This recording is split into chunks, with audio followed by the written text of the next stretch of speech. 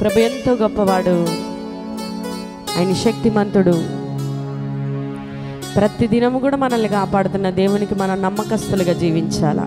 దేవునికి స్తోత్రం. హల్లెలూయా, హల్లెలూయా.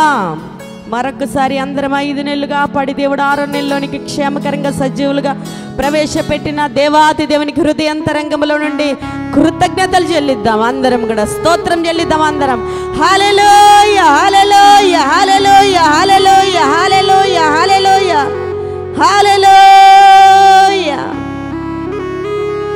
స్తోత్రం. మన గొప్పతనం కాదు కానీ దేవుని యొక్క కృపనే. దేవునికి స్తోత్రం. మన మంచితనం కాదు కానీ దేవుని యొక్క మంచితనమే మనల్ని ప్రతి దినం కూడా కాపాడుతూ ఉంది. దేవునికి స్తోత్రం. హల్లెలూయా. మరి దేవాతి దేవుడు గతించిన 5 నెలలు కూడా మనందరి జీవితంలో ఎన్నో కార్యాలు జరిగించాడు, ఆశ్చర్యకరంగా నడిపించాడు. ఈ దినాన ప్రత్యేకంగా మనకు చల్లని చక్కని మంచి వాతావరణాన్ని అనుగ్రహించాడు. ప్రభు బల్లలో కూడా పాలు పంచుకోవడానికి మనందరం సిద్ధపడుతూ ప్రార్థన పూర్వకంగా పరిశుద్ధ దేవుని సమ్ముఖంలో అందరం కూడా మరి దేవాతి దేవుని వైపు చూద్దాం. దేవునికి స్తోత్రం. హల్లెలూయా. సంఖ్యాకాండము 17వ అధ్యాయం. సంఖ్యాకాండం 17వ అధ్యాయం. Thank you Jesus.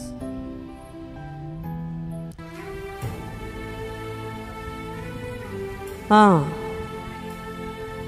ఆ ఆ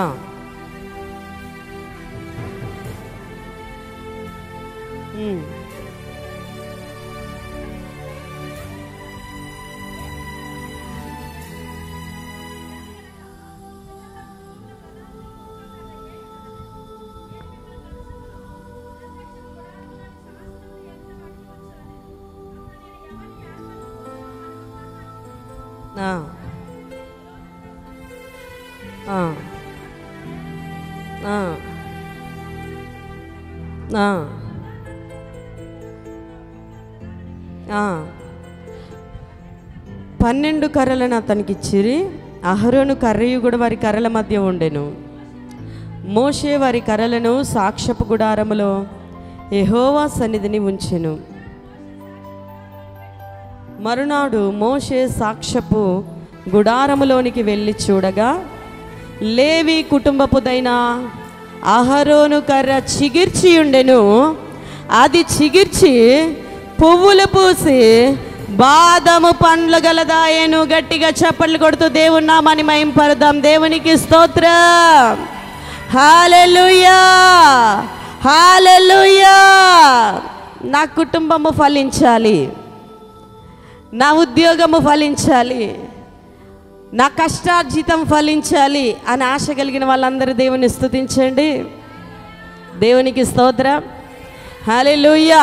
ఈ నెలలో ఈ ఆశ్చర్యకరమైన రీతిలో ప్రభువు నూతనంగా మనల్ని చిగిర్చి పువ్వులు పూసి ఫలించే ఒక ఆశ్చర్యకరమైన కృపను ఈ నూతన నెలలో ప్రభు మనందరికీ అనుగ్రహించబోతున్నాడు.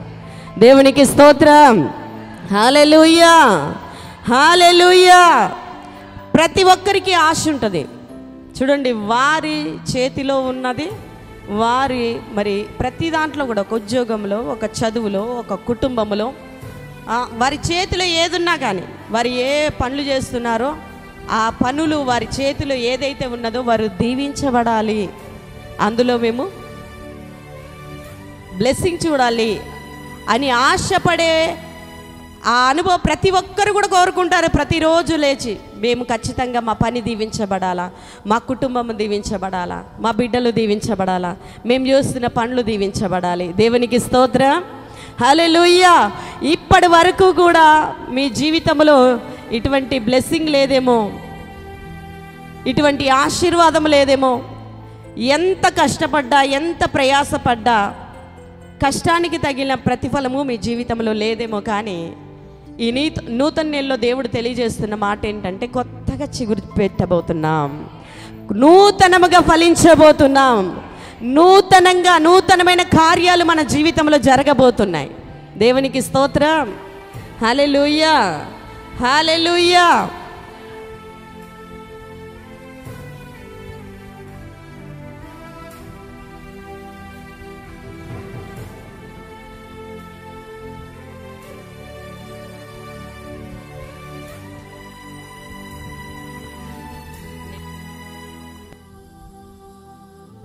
దేవునికి స్తోత్రం. హల్లెలూయా, హల్లెలూయా. చూడండి, ఇక్కడ మోషే మీద అహరోనుల మీద సనగడం ప్రారంభమైంది. చూడండి, ఎప్పుడు కూడా మనం చేస్తున్న పనిలోనైనా, మన కుటుంబంలోనైనా, మనకు కలిగి ఉన్న దాంట్లో దేంట్లోనైనా మనం విసుక్కోవడమైనా, సనుక్కోవడమైనా, గునుక్కోవడమైనా, చూడండి, ఏ ఇల్లు కూడా ఆ ఇంటికి వ్యతిరేకంగా వారంతట వారే పోరాడితే ఆ ఇల్లు నిలుస్తుందా చెప్పండి? ఆ ఇల్లు కూలిపోతుందని దేవుని యొక్క వాక్యమే సెలవిస్తూ ఉన్నది. ఎవరింటికి వాళ్ళు విరోధముగా ఎవ్వరు కూడా లేవరు. అలాగే చూడండి, ప్రతివారు కూడా కర్రలు చూడండి వారి చేతిలో ఉన్న యెహోవా ఇలాగు సెలవిచ్చెను, నీవు ఇశ్రాయేలుతో మాట్లాడి వారి యొద్ద ఒక్కొక్క పితరుల కుటుంబమునకు ఒక్కొక్క కర్రగా, అనగా వారి ప్రధానులందరి యొద్ద వారి వారి పితరుల కుటుంబము చొప్పున 12 కర్రలను తీసుకొని ఎవరి కర్ర మీద వారి పేరు వ్రాయుము. దేవునికి స్తోత్రం. హల్లెలూయా, హల్లెలూయా. ఒక నిర్ణయం తీసుకుంటున్నాడు అక్కడ దేవుడు. ఎందుకు? సనగడం, గునగడం, దేవునికి వ్యతిరేకంగా, సంఘానికి, దైవజనులకు విరోధముగా సనగడం, గునగడం, తిరుగుబాటు, వ్యతిరేకత ప్రారంభమైంది అక్కడ. చూడండి, దేవుడు ప్రేమామయుడు, కృపామయుడు, జాలి కలిగిన వాడు, కరుణా కటాక్షములు కలిగిన వాడనే విన్నారేమో. ఆయన కోపము నిమిషమాత్రమున్నా అది తట్టుకోవడం చాలా కష్టం, అవునా? ఐగుప్తీయులను ఆయనే కఠినపరిచి, ఆయనే తెగుళ్లను రప్పించి, ఆయనే మరలా ఐగుప్తీని ఏ రీతిగా మార్చాలో మార్చి తన ప్రజల్ని బయటకు రప్పించుకున్నాడు. ఆయనే తరిమేలా చేశాడేమో. ఆయనే వారి ఎదుట దేవుడు ఎంత గొప్పవాడో నిరూపించుకోవడానికి ఐగుప్తులోను, ఎర్ర సముద్రంలోను అడుగు అడుగున అద్భుతాలు చేస్తూ తన ప్రజలను సురక్షితంగా నడిపించాడు. దేవునికి స్తోత్రం. హల్లెలూయా. చూడండి, మనం విసుక్కోవడం ద్వారా, గునుగడం ద్వారా, సనగడం ద్వారా ఏమీ జరగదు. ఏ పరిస్థితికైనా, కుటుంబం కొరకైనా, ఉద్యోగం కొరకైనా, వ్యాపారం కొరకైనా, పనుల కొరకైనా, చేతి పనుల కొరకైనా, సంఘము కొరకైనా, పరిచర్య కొరకైనా, దైవజనుల కొరకైనా ప్రార్థన చెయ్యాల. దేవునికి స్తోత్రం. హల్లెలూయా. దేవుణ్ణి వేడుకోవాలా, దేవునికే మొరపెట్టాలా. ఏది జరిగినా ఆయన చిత్తం లేకుండా భూమి మీద ఏది జరగదు. సూర్యుడైనా, చంద్రుడైనా, నక్షత్రాలైనా, ప్రకృతి అయినా, సముద్రమైనా అన్నీ ఆయన మాటకు లోపడి సక్రమంగా నడుచుకుంటున్నాయి. నడుచుకోందల్లా ఏదంటే మనుషులు ఒక్కటే నడుచుకోరు. దేవునికి స్తోత్రం. ఎవరి పని వాళ్ళు చేసుకుంటే సక్రమంగా, దేవుని బిడ్డలారా, అన్నీ బాగానే ఉంటాయి. సూర్యుడు వచ్చే టైంకి చంద్రుడు వచ్చాడు అనుకోండి, బాగుంటుందా? సముద్రం ఎలాగుండాలో అలాగుండకుండా మొత్తం లేసిపోయింది అనుకోండి, పట్టణాలు మునిగిపోవు, చెల్ల చెదురుగావా, నాశనం అయిపోవా. దేవునికి కానీ ప్రకృతి, సూర్యచంద్ర నక్షత్రాలు కానీ లోపడకపోతే మన పరిస్థితి ఎలాగుంటుంది? ఈ చూడ్డానికి ఎలాగుంటుంది? ప్రపంచం అంతా అల్లకల్లోలంగా ఉండదా? కానీ అతి శక్తివంతమైనవి ఎలాగొస్తున్నాయి, ఎక్కడి నుండి వస్తున్నాయి, ఎక్కడి నుండి వెళ్తున్నాయి ఎవరికి తెలీదు. అలాంటిది సూర్యుడు తన పని తను సక్రమంగా చేస్తున్నాడు, చంద్రుడు తన పని తను సక్రమంగా చేస్తున్నాడు. చుట్టూ ప్రకృతి అంతా కూడా, వాతావరణం అంతా కూడా చూడండి, గాలి, ధూళి అన్నీ కూడా వాటి పనులు చేస్తున్నాయి. దేవునికి స్తోత్రం. నేను అనుకుంటాను, ఏ ఇంటిలోనైనా కానీ భర్త చేసే పని భర్త, భార్య చేసే పని భార్య, పిల్లలు చేసే పని పిల్లలు చేస్తే ఏ గొడవ ఉండదు. ఏ ఇంట్లోనూ ఉంటుందా? ఉండదు. ఇవన్నీ లేకే సనగడం, గునగడం, వ్యతిరేకత, తిరుగుబాటు. దేవుడు ఒక నిర్ణయం కానీ తీసుకుంటే అది చాలా భయంకరంగా ఉంటుంది. దేవుడు నిర్ణయం వరకు వెళ్ళిపోకముందే మనం సరిగ్గా ఉంటే చాలా ఆశీర్వాదకరంగా ఉంటుంది మన జీవితాలు. కానీ ఆయన ఒక నిర్ణయం తీసేసుకున్నాడు. ఏంటంటే ఒక్కొక్క కుటుంబం దగ్గర నుండి, ఒక్కొక్క ప్రధాని దగ్గర నుండి ఒక్కొక్క కర్ర తీసుకురా. ఈ రోజులంటే ఎక్కడ కర్రలు కనిపించవు, కానీ ఆ రోజులు ఇంటికి ఒక కర్ర ఉండేది. ప్రతి ఇంట్లో కూడా ఒక యజమాని కర్ర పట్టుకొని బయటికి వెళ్ళేవాడు. మీకు తెలుసో లేదో, మా ఊర్లో మాత్రం అందరికి ఇళ్ళకి ఒక కర్ర ఉండేది. మా ఇంట్లో అయితే 3 కర్రలు ఉండేవి. మా తాత ఖచ్చితంగా కర్ర పట్టుకునేవాడు. అంటే నడవలేక కాదు, మామూలుగా పట్టుకునేవాడు. ఆ కర్ర వెరైటీగా ఉండేది. ప్రతి ఇంటిలో కూడా వ్యవసాయానికి వెళ్ళేవాడో లేకపోతే దేనికో జాతి కుల మత భేదం లేకుండా ప్రతి ఇంటిలో ఒక కర్ర ఉండేది. ఈరోజు అంటే ఎక్కడ కర్రలు కనిపించవు, చాలా స్టైల్గా ఉంటారు. ఇంకా ఎక్కువ కనబడతాయి పర్సులు, హ్యాండ్ బ్యాగులు ఇలాంటివి కనబడతాయి. కానీ ఆ రోజుల్లో అందరికి ఇంటికి ఒక కర్ర కనిపించేది. దేవునికి స్తోత్రం. చూడండి, ఎవరి కర్రల మీద వారి పేరు రాయు. నేను ఎవరినైతే ఎన్నుకోబోతున్నానో నేను తెలియజేస్తానని చెప్పేసి అక్కడ ఒక నిర్ణయం తీసేసుకున్నాడు. అయితే లేవి కర్ర మీద అహరోని పేరు రాయాలి. ఏలేనగా పితరుల కుటుంబముల ప్రధానికి ఒక్క కర్రయే ఉండవలెను. నేను మిమ్మల్ని కలుసుకొను ప్రత్యక్షపు గుడారములోని శాసనముల ఎదుట వాటిని ఉంచవలెను. దేవునికి స్తోత్రం. ప్రత్యక్ష గుడారం అంటే దేవుని మందిరం, దేవుడు తన ప్రజల్ని కలుసుకొనే స్థలము. దేవునికి స్తోత్రం. హల్లెలూయా. కర్రలు ఎక్కడ ఉండాలట? దేవుని మందిరములో, ప్రత్యక్ష గుడారములో శాసనాల ఎదుట కర్రలను ఉంచు. అయితే చూడండి, అప్పుడు నేను ఎవరిని ఏర్పరచుకుందునో వాని కర్ర చిగురించును.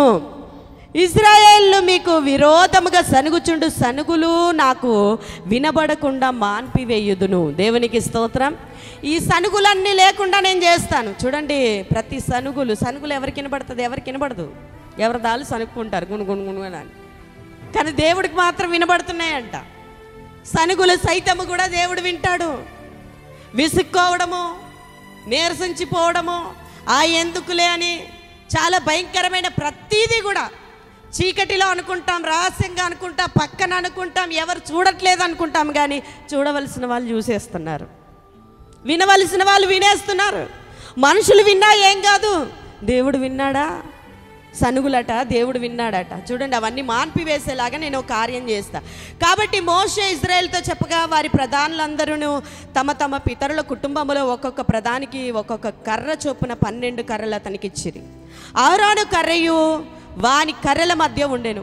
మోషే వారి కర్రలను సాక్ష్యపు గుడారములో యెహోవా సన్నిధిని ఉంచెను. దేవునికి స్తోత్ర. అవన్నీ తీసుకొచ్చి దేవుని సన్నిధానములో, దేవుని మందిరములో, ప్రత్యక్ష గుడారములో, సాక్ష్యపు గుడారములో ఆ కర్రలన్నీ ఉంచినప్పుడు మరునాడు మోషే సాక్ష్యపు గుడారములోనికి వెళ్ళి చూడగా లేవి కుటుంబపుదైన అహరోను కర్ర చిగిర్చి ఉండెను. అది చిగిర్చి పువ్వులు పూసి బాదాము పండ్ల గలదాయను. దేవునికి స్తోత్ర. హల్లెలూయా. అందుకనే అంటారేమో, పిలువబడిన వారు అనేకులు, ఏర్పరచబడిన వారు మాత్రం కొందరే. అబ్బా, వీళ్ళు ఎంత భక్తిగా ఉంటారు, వీళ్ళని ఎందుకు అబ్బా దేవుడు ఎన్నుకోలేదు అని నువ్వు ఆశ్చర్యపోతాం. కానీ వాళ్ళ అంతర్యం ఏంటో, వాళ్ళ ఆలోచనలు ఏంటో, వాళ్ళ స్వభావం ఏంటో నీకు నాకు తెలీదు. దేవునికి సమస్తం తెలుసు. కాబట్టి ఎవరిని ఏర్పాటు చేసుకోవాలా, ఎవరిని పిలవాలా, ఎవరిని నిలబెట్టాలా, ఎవరిని పడగొట్టాలా, దేవునికి అన్నీ తెలుసు. దేవునికి స్తోత్రం. హల్లెలూయా, హల్లెలూయా. చాలా గొప్ప దేవుడు. చూడండి, ఒక మామిడి చెట్టు ఉందంటే ఒక సంవత్సరానికి ఒకసారి అది ఫలాలను ఇస్తుంది. అవునా? లక్షల్లో పూత పెడుతుంది, వేలల్లో పిందెలు వస్తాయి, వందల్లో కాయలు వస్తాయి. దేవునికి స్తోత్రం కదా. పూతంతా రాలిపోతుంది, పిందెలన్నీ చాలా పడిపోతాయి. ఆ తర్వాత మిగిలేటి కాయలు, వందల్లో కాయలు వస్తాయి. దేవునికి స్తోత్రం. సంవత్సరంకోసారి, అంటే ఒక్కొక్క చెట్టుకు ఒక్కొక్క స్వభావం ఉంటుంది. కొన్ని విరిచి పెట్టినా కానీ, భూమిలో పాతేసినా కానీ అది చిగురు పెట్టి చక్కగా నాటుకొని ఎదుగుతుంది. కానీ చూడండి, బాదాము కాయలు కాసిందంటే అది బాదాము కర్రీ అనే కదా అర్థం, బాదం చెట్టు కర్రీ అనే కదా అర్థం.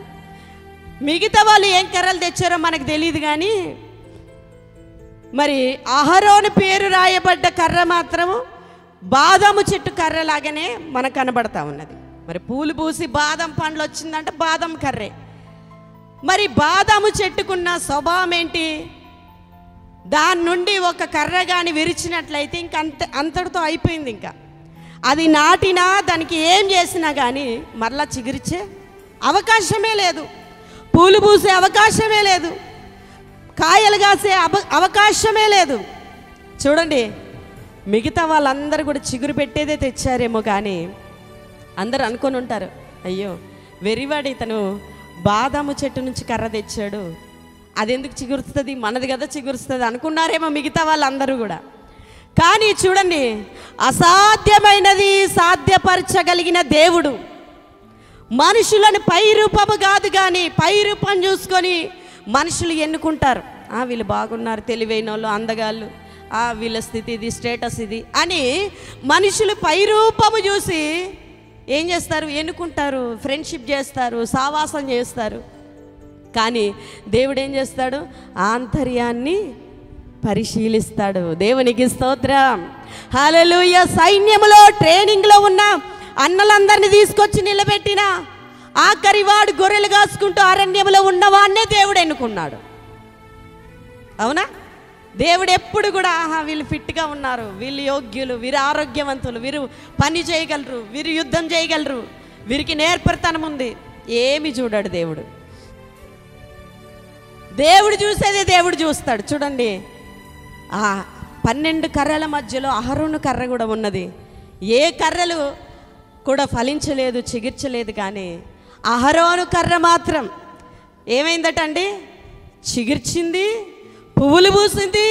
మూడవదిగా బాదాము పండ్ల గలదాయను. దేవునికి స్తోత్రం, హల్లెలూయా. ఏది, ఏ మొక్క నాటిన, ఏ విత్తనం నాటినా రాత్రి రాత్రి జరుగుతుందా ఏదైనా? కానీ ఈ కర్ర చూడండి, మరునాడుకి వెళ్ళేసరికంటే, ఈ రోజు నుంచి మరునాడు వెళ్ళేసరికంటే పువ్వులు పూయడం ఏంటి, కాయలు కాయడం ఏంటి, చూడండి పండ్ల గలదా అయిపోవడం ఏంటండి. దేవునికి స్తోత్రం, హల్లెలూయా, హల్లెలూయా.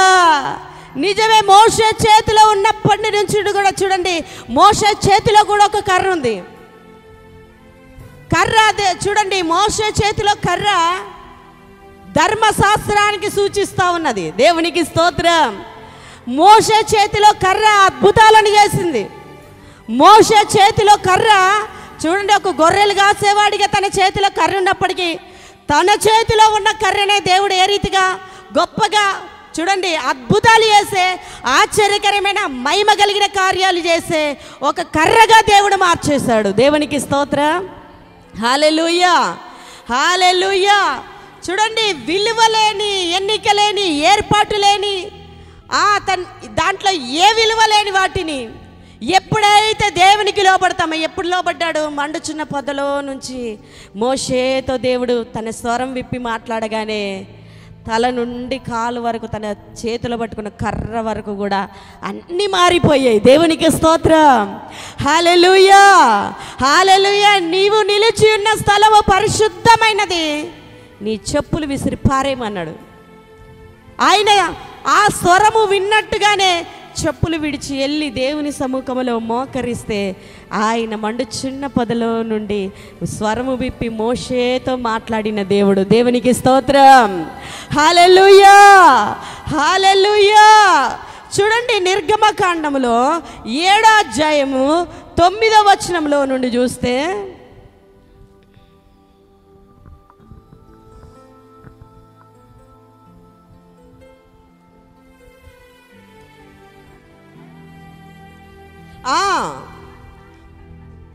మహత్కార్యము కనపరచుడని మీతో చెప్పినప్పుడు నీ కర్రను పట్టుకొని ఫరో ఎదుట దాన్ని పడవేయమనుము, అది సర్పమగును. కాబట్టి మోషే ఆరోన్లు ఫరో యొద్దకు వెళ్ళి యెహోవా తనకు ఆజ్ఞాపించినట్లు చేసిరి. పడవేయగానే సర్పమాయను. ఫరో దగ్గర ఉన్న విద్వాంసులు మంత్రజ్ఞులను పిలిపించాను. ఐగుప్తు శకునగాండ్రు కూడా తమ మంత్రముల చేత అలాగే చేసిరి. వారిలో ప్రతివాడు తన కర్రను పడవేసినప్పుడు అది సర్పమాయనని. కానీ అహరోను కర్ర వారి కర్రలను మృంగివేయగా చాలండి. దేవునికి స్తోత్రం, హల్లెలూయా, హల్లెలూయా. ఇది దేవునికి లోపడిన తర్వాత, దేవుని సన్నిధానంలో సాగిలపడిన తర్వాత ఆ కర్రకు దేవుని శక్తి అనుగ్రహించబడ్డది. దేవునికి స్తోత్రం.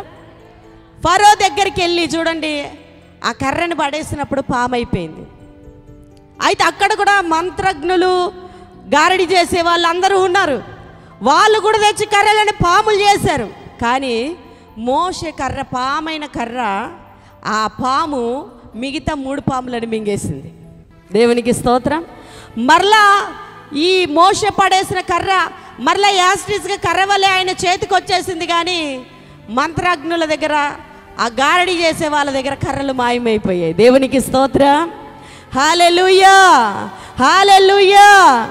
దేవుడు చూడండి మోషేకి, నీ కర్ర చాపి నువ్వు ఇలా చెయ్యి, నీళ్ళ మీద కొట్టు, ఐగుప్తు జలముల మీద కొట్టు, ధూళి మీద కొట్టు అని అనేక మార్లు కర్ర ఎత్తి ఇలాగ చెయ్యమన్నప్పుడు అనేక అద్భుతాలు దేవుడు చేశాడు. చూడండి ఆ 15వ వచనంలో, 7వ అధ్యాయం 15వ వచనంలో, ఆ ఆ ఆ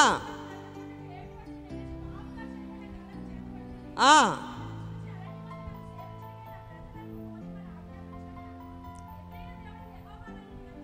19వ వచనం చదవండి. 7వ అధ్యాయం 19వ వచనం. నీవు అహరోనుతో నీ కర్రను పట్టుకొని ఐగుప్తు జలముల మీద, అనగా వారి నదుల మీదను, కాలువల మీదను, చెరువుల మీదను, గుంటలన్నిటి మీదను నీ చెయ్యి చాపును, అవి రక్తమగును. దేవునికి స్తోత్రం. హల్లెలూయా. అప్పుడు మొత్తం నదులు, కాలువలు, ఆ ట్యాపుల్లో నుండి వచ్చి, కుళాయి నుంచి వచ్చి అన్నీ కూడా రక్తం అవుతే, ఆ రక్తం తీసుకొని బిందెల్లో పట్టుకొని ఉంటే అది కంపు కొట్టదా? రక్తంతో ఏమంట చేసుకుంటారు? రక్తం తాగలమా? మొత్తం అంతా కూడా ఐగుప్తు దేశం అంతా నీళ్ళన్నీ కూడా రక్తంగా మారిపోయాయి. దేవునికి స్తోత్రం. నీ కర్ర పట్టుకొని ఐగుప్తు జలముల మీద కొట్టుము. చూడండి, కర్ర పట్టుకొని ఎన్నో అద్భుతాలు ఇక్కడ చూసినట్లయితే చూడండి 16వ వచనంలో, 8వ అధ్యాయం 16వ వచనంలో, అందుకు యెహోవా మోషేతో, నీవు నీ కర్ర చాపి దేశపు ధూళిని కొట్టుము, ఐగుప్తు దేశం అంతా పేలగును. దేవునికి స్తోత్రం. హల్లెలూయా, హల్లెలూయా. 8వ అధ్యాయం 5వ వచనంలో కూడా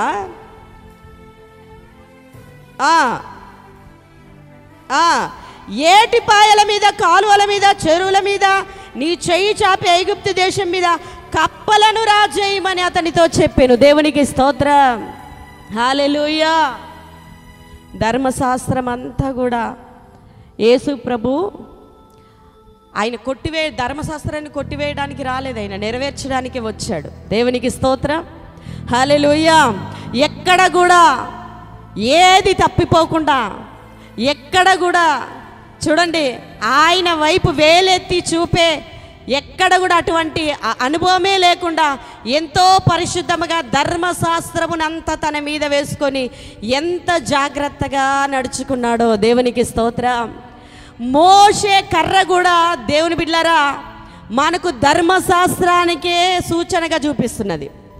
ఎప్పుడైతే చూడండి, జాగ్రత్తగా వినండి, క్లుప్తంగా నేను 2 మాటలు చెప్పి ముగిస్తాను. ఎప్పుడైతే చూడండి చేతిలో పట్టుకున్నంతసేపు కర్రగానే ఉన్నది మోషేకి, అవునా? ఆ కర్ర పట్టుకొని నడుస్తున్నప్పుడు దేవుడు చెప్తున్న ప్రకారముగా నీవు నీళ్ళ మీద కొట్టు, ఐగుప్తు జలముల మీద కొట్టు, నీవు రక్తముగా మార్చు, కప్పలుగా మార్చు, ధూళి మీద కొట్టు, వడగండ్లను కూడా రప్పించింది అదే కర్రతో. దేవుడు అనేక అద్భుతాలు ఐగుప్తు దేశంలో దేవుడు జరిగించాడు. దేవునికి స్తోత్రం. హల్లెలూయా. చూడండి, అహరోను కర్ర కూడా తెచ్చి ఎప్పుడైతే సాక్షపు గుడారములో, ప్రత్యక్షపు గుడారములో దేవుని సన్నిధానంలో పెట్టినప్పుడు అది చిగిర్చి, పువ్వులు పూసి చిగిర్చి పండ్ల గలదాయింది. దేవునికి స్తోత్రం. ఎప్పుడైతే మోషే చేతిలో ఉన్న కర్ర కింద పడేయగానే అదేమైపోయింది? పాముగా మారిపోయింది. దేవునికి స్తోత్రం. హల్లెలూయా. ఈ వచనములో నుండి చూడండి, నేను ఆహారం కర్ర ఫలించడం గురించే నేను ధ్యానం చేసి వచ్చా. ఇక్కడికి వచ్చిన తర్వాత నాకు మోషే కర్రను కూడా దేవుడు చూపిస్తూ ఉన్నాడు. ఆయన కర్ర ధర్మశాస్త్రానికి సూచనగా ఉన్నది, ఆయన ఆజ్ఞలకు సూచనగా ఉన్నది. చూడండి, ఎప్పుడైతే నీవు ధర్మశాస్త్రాన్ని కింద పడేస్తావో, వాక్యాన్ని తూలనాడతావో, వాక్యానికి వ్యతిరేకంగా నడుచుకుంటావో, అది ఏమైపోతుంది తెలుసా? ప్రతి ఒక్కరికి అది పాముగా మారిపోతుంది. పాము ఏం చేస్తుంది? తిన్నావా, పడుకున్నావా, నీ కొరకు పాలు ప్యాకెట్ దేవల్లా, నూనె ప్యాకెట్ దేవల్లా అంటదా? ఏమంటది? పాము వచ్చి కాటేస్తే అర్ధంతరాన చచ్చిపోయే అనుభవంలోనికి వెళ్ళిపోతాం.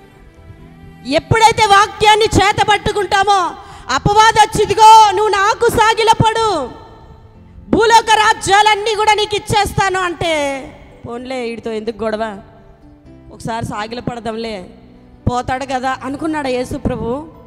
కాదు, వాక్యముతో అపవాదిని తరిమిగొట్టాడు. అక్కడ మనుషుడు రొట్టె వల్ల కాదు, దేవుడి నోటి నుండి వచ్చే మాట వల్ల బ్రతుకుతాడు. ఆయన వాక్యం వల్ల బ్రతుకుతాం. దేవునికి స్తోత్రం. హల్లెలూయా, హల్లెలూయా.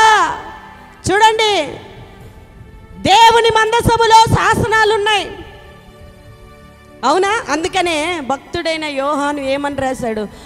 ఆదియందు దేవుడు ఉండెను, వాక్యం ఎక్కడి నుంచి? దేవుని యొద్ద నుండి వచ్చింది. దేవునికి స్తోత్రం.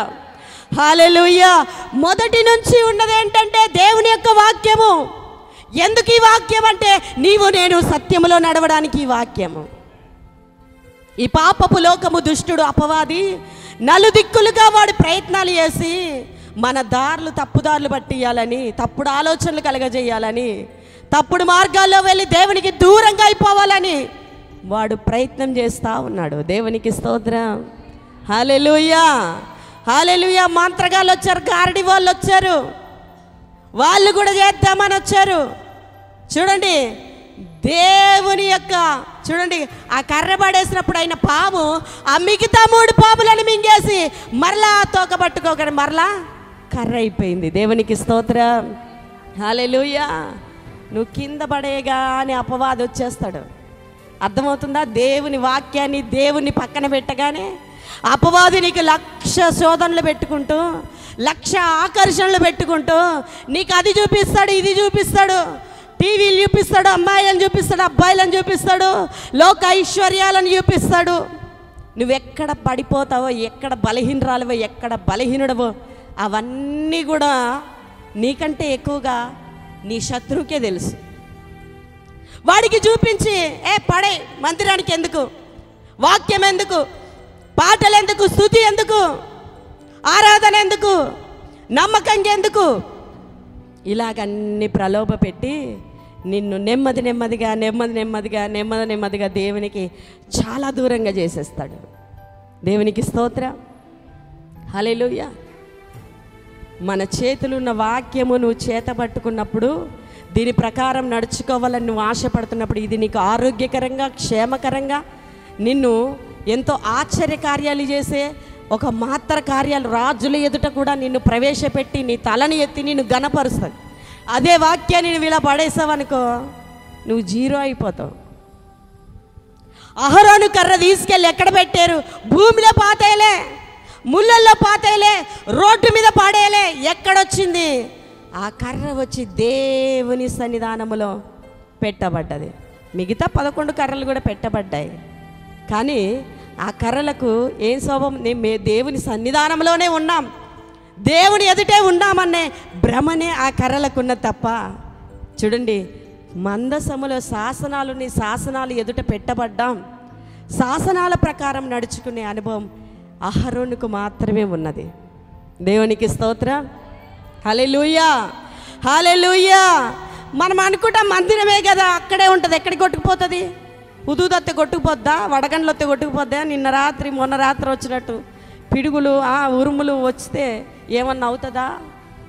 అక్కడే ఉంటుంది. ఏ రోజుకో, సంవత్సరంకి ఒకసారి వెళ్ళినా అక్కడే ఉంటుంది, 10 సంవత్సరాలకి వెళ్ళినా అక్కడే ఉంటుంది కదా. మనకు అనుకూలమైనప్పుడు వెళ్ళి ఆరాధించవచ్చులే, మనకు అనుకూలమైనప్పుడు వెళ్ళి స్తుతించవచ్చులే, మనకు అనుకూలమైన, మనకు ఆరోగ్యం బాగున్నప్పుడు, లేదంటే మనకు శక్తి ఉన్నప్పుడు, మనకు సహకరించినప్పుడు మనం చేద్దాంలే. ఏది అనుకోదు ఇలాగా. సూర్యుడు అనుకుంటాడే, నాకు ఈరోజు బద్ధకంగా ఉంది, పడుకుంటాను అనుకుంటే చీకటి అయిపోతుంది, నీ కరెంటు బిల్లు పెరిగిపోతుంది. అవునా? లేదు, ఈరోజు నేను ఇలాగుండను, చిన్న చిన్న అలలు కాదు పెద్ద సునామీ వస్తాను అనుకున్నది అనుకోండి, సముద్రం ఏమైపోద్ది? కొట్టుకుపోద్ది పట్టణం అంతా. ఏది చేసే పని అది కరెక్ట్గా చేస్తుంది కాబట్టి అవన్నీ కూడా గణపరచబడుతున్నాయి. అవునా? సూర్యుడు లోపడుతున్నాడు. యెహోషువ ప్రార్థన చేస్తే నువ్వు నిలుచంటే నిలిచిపోయింది. లేదు లేదు నా పని నేను చెయ్యాలా, నేను చేయకపోతే ఎలాగా అనుకోలేదు. ఆగంటే ఆగింది, ముందుకు నడవంటే నడిచింది. కాలాలు సమయాలు అన్నీ ఆయన ఆధీనంలో ఉన్నాయి. దేవునికి స్తోత్రం. హల్లెలూయా. బ్రతిమలాడుకుంటే వచ్చే చూడండి, రండి కర్రివ్వండి అంటే ఫలించేది కాదు అది. నీవు నిజంగా ఫలించాలా, చిగిర్చాలా, పువ్వులు పోయాలా, ఫలించాలి. అందరికీ ఉంది ఆశీర్వదించబడాలని, ఎందుకు లేదు? నాకుంది. నా పిల్లలు దీవించబడాలి, సంఘం దీవించబడాలి, విస్తరించాలా. మన చేతిలో ఉన్న పని దీవించబడాలి. నువ్వే పని చేస్తున్నావో ఆ పని దీవించబడాలి. కుమ్మరివాణి చేతిలో కుండ దీవించబడాలి. ఒక ఉద్యోగస్తుని చేతిలో ఆ ఉద్యోగం దీవెనకరంగా ఉండాలి వాళ్ళకి. అది పాము వలె మారద్దు, అదొక ఉరి వలె మారద్దు, అదొక కప్పల వలె మారద్దు, రక్తంలా మారద్దు, వడగండ్లలా మారద్దు. అవన్నీ ఏవి క్షేమకరమైనది కాదు. అవునా? మనము చిగిర్చాలా, పువ్వులు పూయాలా, పండ్లగలదా కావాలి. దినదినము కూడా వర్ధిల్లే, దినదినము కూడా ఆశీర్వదింపబడే అనుభవం మన జీవితంలో ఉండాలని ఆశపడుతున్నప్పుడు అహరోను కర్ర వచ్చి ఎక్కడుందండి? దేవుని మందసములో, శాసనముల ఎదుట, ప్రత్యక్ష గుడారములో ఉంది కాబట్టి అది ఫలించింది. దేవునికి స్తోత్రం. మిగతా వాళ్ళు మేం ప్రధానులం, మేం గొప్ప వాళ్ళం, మేము ఇది కదా, మేము అది కదా, వాళ్ళకేముందంటే సనగడం, గునగడం, గర్వించడం, తిరుగుబాటు చేయడం ఉంది కాబట్టి ఆ కర్రలు దేవుని మందసములోనే ఉన్నా ఫలించలేకపోయాయి. అహరోను కర్ర అలా కాదు. నీ అన్నకి నువ్వు నోరుగా ఉండాలా, నువ్వు ఏది చేయమంటే అది చెయ్యాలా, నువ్వు మాట్లాడమని దేవుడు చెప్పినట్టుగా అహరోను నడుచుకుంటా ఉన్నాడు. కాబట్టే సాక్ష్యపు గుడారములో నేను ఎన్నుకున్నవాడు, నేను ఏర్పరచుకున్నవాడు అహరోనే అని జనులందరికీ కనబడేలాగా అతని కర్ర చిగిర్చింది, పువ్వులు పూసి పండ్ల గలదయింది. దేవునికి స్తోత్రం. హల్లెలూయా, హల్లెలూయా. ఈ అనుభవమే మాకు కావాలి.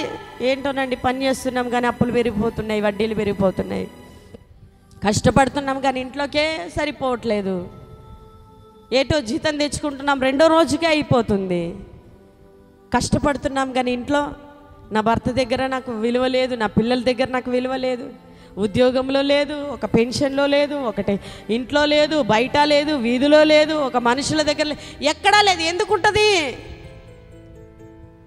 నువ్వు దేవునికి సన్నిధికి ఎంత ప్రాధాన్యతనిస్తున్నావు? ఈ నడుచుకునే విధానం దేవుని బిడ్డలారా, నువ్వెంత గౌరవంగా, ఎంత మర్యాదగా, ఎంతగా ఫలించాలని, ఎంతగా నువ్వు దేవుని సన్నిధానములో ఎంత ఆశపడతావో చూడండి. జనులు మందిరానికి వెళ్దామని చెప్తేనట దావీదు హృదయం ఎంతో సంతోషించిందట.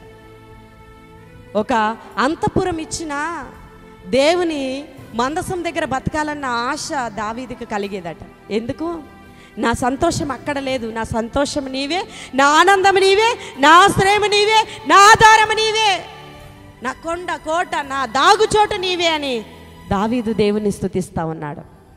నా జీవితకాలం అంతా నీ మందిరంలోనే ఉండాల, నేను చిరకాలము యెహోవా మందిరములో నేను నివాసం చేసేదను, ఎందుకంటే కృప క్షేమములు ఆయన మందిరములో ఉన్నాయి. దేవునికి స్తోత్రం. అమ్మ రండమ్మా, రండమ్మా, రండమ్మా, మీరెందుకు రాలే? నేను అడిగితే వచ్చేది కాదు. మీరు ఈ దినాన యెహోవాకు ప్రతిష్ఠిత దినం, ఇది విశ్రాంతి దినము. 6 దినాలు నాకు క్షేమాన్ని ఇచ్చాడు, 7వ దినము ఇది దేవుని దినము. నేను వెళ్ళి దేవుని మందిరములో సాగిలపడాలి. ఎన్నో కాదనుకొని దేవుడు ఈ భూమి మీదకి వచ్చాడు. నాకొద్దు అనుకొని విసర్జించి పరలోకములో ఉన్న సింహాసనం కంటే భూమి మీద దీనుడుగా తండ్రి చిత్తానికి లోబడి ఈ భూమి మీద ఇంత ఘోర శ్రమలు అనుభవించడమే గొప్ప భాగ్యముగా భావించి భూమి మీదకి దిగి వచ్చాడు దేవుని బిడ్డలారా. దేవునికి స్తోత్రం.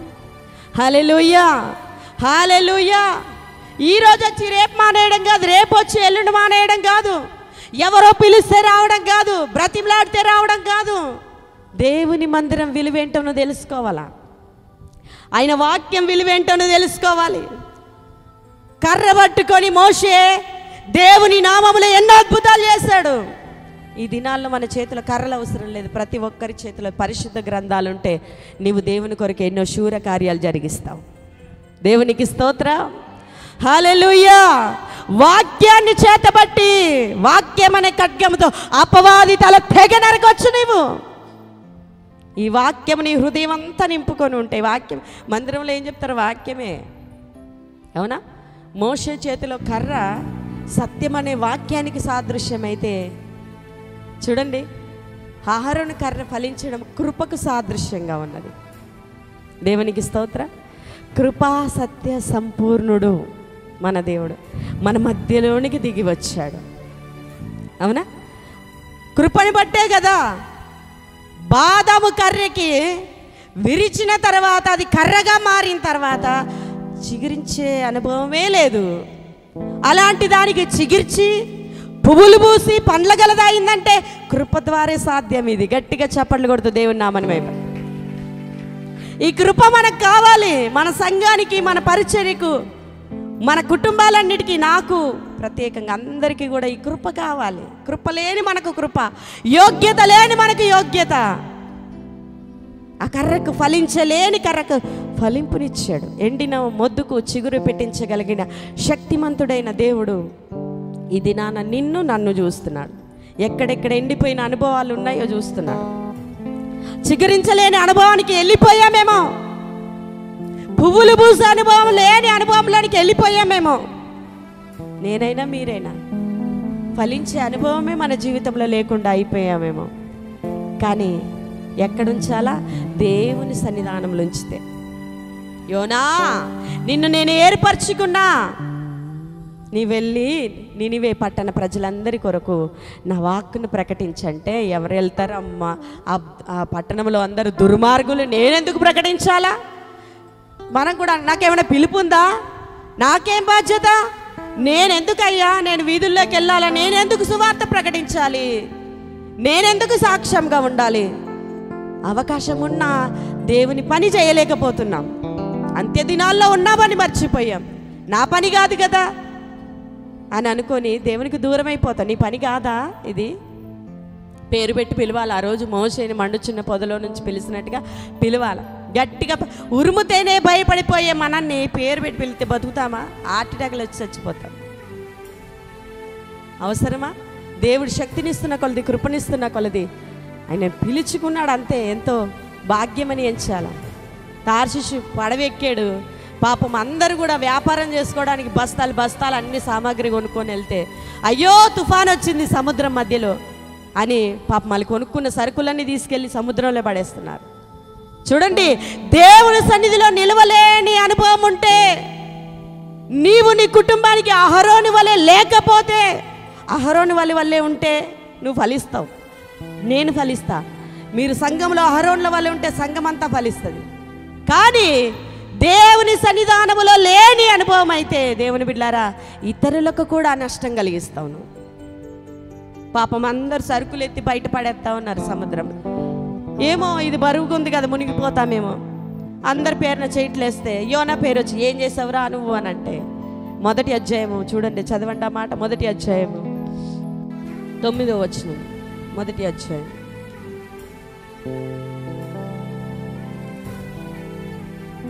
యోనా మొదటి అధ్యాయం 9.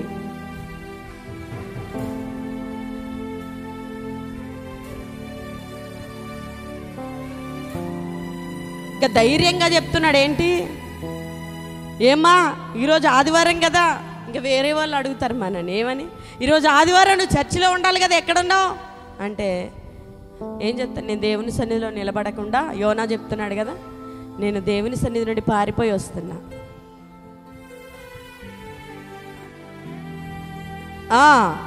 భూమికి ఇంకా చెప్తాడు, ఆకాశానికి సృష్టికర్త అయిన దేవుని యందు భయభక్తి గలవాడని నేను కానీ దేవుడు నినివేకి వెళ్ళమంటే తార్షీషుకి వెళ్తున్నా, దేవుని సన్నిధిలో నుండి పారిపోతున్నానని చెప్తున్నాడు. దేవునికి స్తోత్రం, హల్లెలూయా.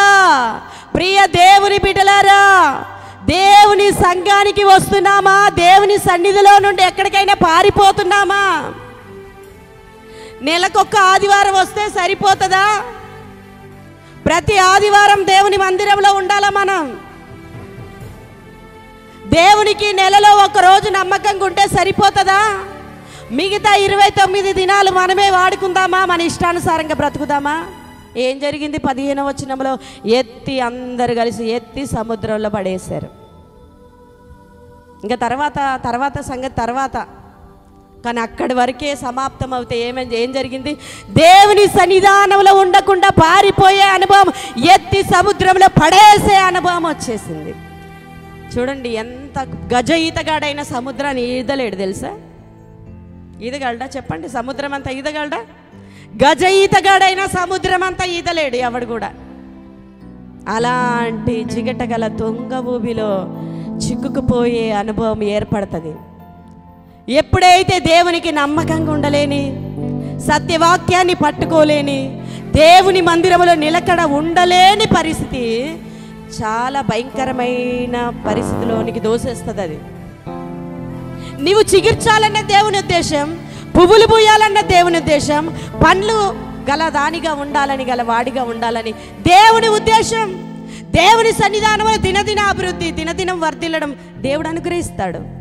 కానీ దేవుని సన్నిధానం నుంచి పారిపోయే అనుభవము, దుష్టుడు చేతిలో చిక్కబడి చీకటైపోయింది. మొత్తం ఎక్కడున్నాడో కూడా తెలియదు. నాచులో చిక్కుపోయడం, సముద్ర గర్భంలో చిక్కుపోయడం తెలియక అయోమయంలో పడిపోయిన పరిస్థితి అతనికి ఎదురైంది. దేవుని బిడ్డలారా, దేవునికి స్తోత్రం. ఎప్పుడు కింద పాడేస్తావో, ఎప్పుడు పారిపోతావో ఇదే మనకు వ్యతిరేకంగా తిరుగుతుంది. దేవుని సన్నిధే విరోధంగా అయిపోతుంది. దేవుడే మనకు విరోధి అయిపోతాడు. నా పక్షాన ఉండని వాడు నాకు విరోధి అంటాడు దేవుడు. నాలో నిలవని వాడు ఎంత మాత్రం ఫలించాడు. నాతో పెనవేసుకున్న వాడే ఫలిస్తాడు, వాడు బహుగా ఫలిస్తాడు. దేవునికి స్తోత్రం. మోషే చేతిలో కర్ర, శాసనాల దగ్గరున్న అహరోను కర్ర, 2 కర్రలు, ఒకటి సత్యానికి, ఒకటి కృపకు సాదృశ్యం, ఒకటి వాక్యానికి, ఒకటి ప్రార్థనకు సాదృశ్యం. వాక్యము ఉండాలి ఒక విశ్వాసికి, ప్రార్థన కూడా ఉండాలి, సత్యం ఉండాలి, కృప కూడా ఉండాలి. దేవునికి స్తోత్రం. ఈ మోషే కర్ర, అహరోను కర్ర కల్వరిలో ప్రభువైన యేసుక్రీస్తు మోసిన ఒక అడ్డు కర్ర, ఒక నిలువు కర్ర, సిలువకు సాదృశ్యముగా ఉన్నది. దేవునికి స్తోత్రం. హల్లెలూయా, హల్లెలూయా. ప్రభువైన యేసుక్రీస్తులో మనకి నిలువు కర్ర అయిన కృప, అడ్డు కర్ర అయిన సత్యము మన జీవితాల్లో ఖచ్చితంగా కావాలి. కృపా సత్యములు లేకుండా మన జీవితంలో సంపూర్ణత లేదు. సిలువ త్యాగము వలన వచ్చిన రక్షణ లేకుండా మన జీవితాలకి సంపూర్ణత లేదు. దేవుని బిడ్డలారా, వినడానికి వింటున్నాం, ఉండడానికి ఉంటున్నాం. అహరోను కర్ర కాకుండా మిగతా 11 కర్రల వలె ఉన్నామా? లేదంటే అహరోను కర్ర వలె ఉన్నామా? మోషే చేతిలో పట్టుకున్న కర్ర వలె ఉన్నామా? కింద పడేసిన కర్ర వలె ఉందా మన జీవితం? ఎలాగుంది మన జీవితం? కృపా సత్య సంపూర్ణుడై, కృప సత్య సంపూర్ణత. ఆయన కృప ఇచ్చాడు, సత్యాన్ని ఇచ్చాడు. సంపూర్ణతలో మనం ఉన్నామా? ఆయన విలువైన రక్తం నీ కొరకు, నా కొరకు చిందించబడ్డది. ఆ రక్తానికి పరమార్థం మన జీవితంలో ఉందా? రక్తం వలన వచ్చిన రక్షణ మన జీవితంలో ఉందా? వాక్యం మన జీవితంలో ఉందా? ప్రార్థన మన జీవితంలో ఉందా? దేవుని యందు విధేయత, భయము, భక్తి మన జీవితంలో ఉందా? మనము చిగిర్చాలి ఖచ్చితంగా. ఈ నెలలో ఇవన్నీ పాటించే వాళ్ళు వారి జీవితంలో చిగిర్చడం, పువ్వులు పూయడం, పండ్ల గల వాడిగా అవ్వడం, యేసు ప్రభుతో పెనవేసుకుంటే బహుగా ఫలిస్తారన్న ఆ గొప్ప వాగ్దానాన్ని ఈ నెలలో ప్రతి ఒక్కరం కూడా స్వతంత్రించుకోబోతున్నాం. అపవాది తంత్రములను ఎదిరించుటకు మీరు వాటిని ఆర్పగలిగిన శక్తివంతులగునట్లుగా మీరేం చేయాలా? వాక్యం అనే దట్టి మొట్టమొదట, అవునా, వాక్యం అనే దట్టి కట్టుకోవాలట. దేవునికి స్తోత్రం. వాక్యము లేకపోతే మనం బ్రతకలేం దేవుని బిడ్డలారా. అపవాదిని వాక్యముతోటి ఎందుకంటే వాక్యాన్ని పట్టుకొని మీ వాక్యములో ఇలాగ ఉంది కదా, ఏం పర్వాలేదు. ఆ వాక్యము దేనికి సంబోధించింది, ఏ సందర్భంలో మాట్లాడింది? వాక్యాన్ని మనకు అనుకూలంగా మాట్లాడుకోవడం, మలుచుకోవడం కాదు వాక్యానుసారమైన జీవితం అంటే.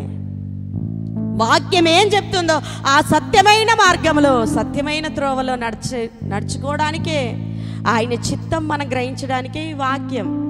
ఈ వాక్యము ఎలాగుండాలట? ముళ్ళ పొదల్లో, గచ్చ పొదల్లో, రోడ్డు పక్కల్లో పడేసిన దానిలా కాదు, కానీ మన హృదయంలో లోతుగా నాటబడి నూరంతలుగా ఫలించేదిగా ఈ వాక్యం ఉండాలని దేవుని యొక్క వాక్యము సెలవిస్తూ ఉన్నది. దేవునికి స్తోత్రం.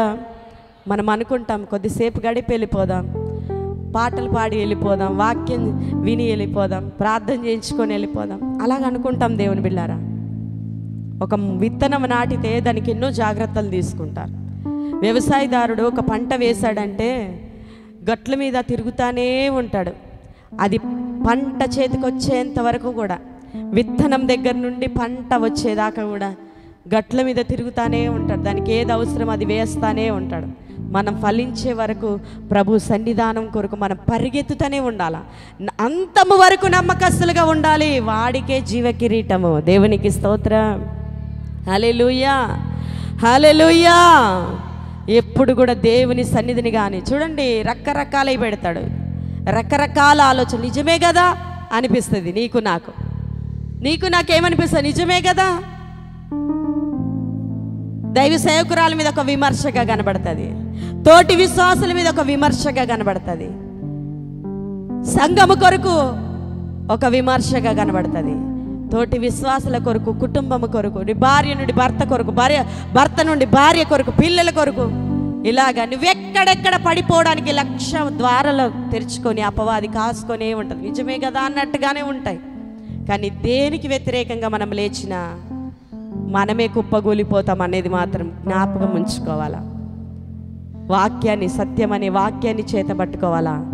మనం ఫలించాలి అని అంటే దేవుని మందసం, దేవుని శాసనముల ఎదుట, దేవుని మందిరములో మనము నాటబడిన వాళ్ళగా ఉంటేనే మొవ్వు వేస్తాము.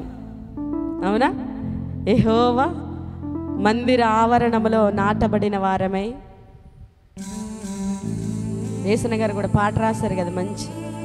యెహోవా మందిరావరణములో ఎన్నెన్నో మేలు కలవు, యెహోవా మందిరావరణములో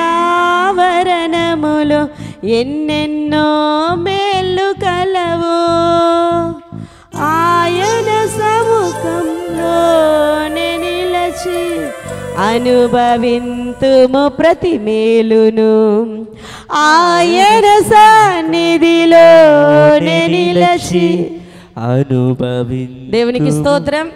ఏమైందండి అందరు మౌనంగా ఉన్నారు? అర్థమైందన్న వాళ్ళు దేవుని స్తుతించండి. వాక్యం ఎక్కడ ఉండాలా? చేతిలో, హృదయంలో ఉండాలా. అవునా? వాక్య చేతి కర్రను లేపును, మోషే నీళ్ళ మీద కొట్టు.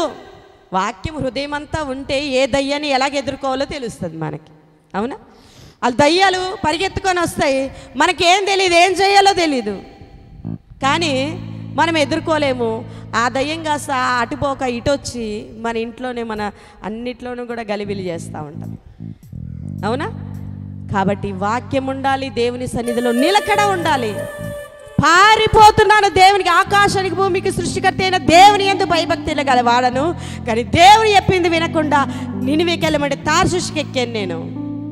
అయితే నేను ఎత్తి పడేస్తారు.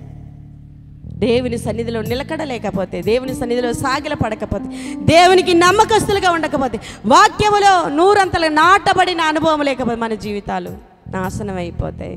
అందరం కూడా సంతోషంతో పాట పాడుతూ ప్రభుని గణపరుద్దామా? యెహోవా మందిరావరణములో పాడుదాం అందరం.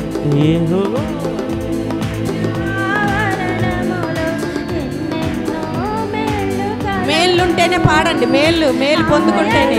సన్నిధిలో నిలిచి అనుభవింతుము ప్రతి మేలును, ఆయన సన్నిధిలో నిలిచి అనుభవింతుము ప్రతి మేలును. వర్ధిల్లెదము మన దేవుని మందిరమందు, నాటబడిన వారమై వర్ధిల్లెదము